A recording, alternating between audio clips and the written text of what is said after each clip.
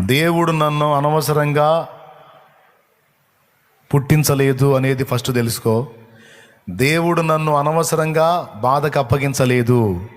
దీనంతటి వెనక ఆ మహోన్నతుని యొక్క ఆంతర్యంలో ఏ రహస్యం ఉందో, నన్ను ఏం చేయాలనుకుంటున్నాడో.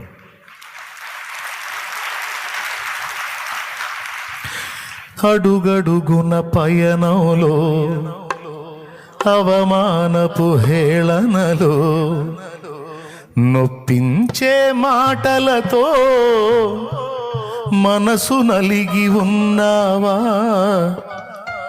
మది నిండి మౌనముగా భరిస్తూ కన్నీళ్లతో ప్రభుని చూస్తూ ఉన్నావా?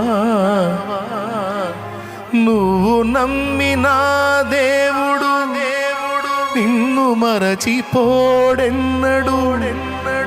అనుభవాల పాఠం కోసం నిన్ను అప్పగించాడు. పొందే ప్రతి గాయం సమయం సంతోషం ఇక ఆసన్నమాయే. వెతుకుతూ ఉన్నావా విడుదల దారే కనరాక? నీతో ఉండవు కడదాకా. Praise the Lord. హల్లెలూయా.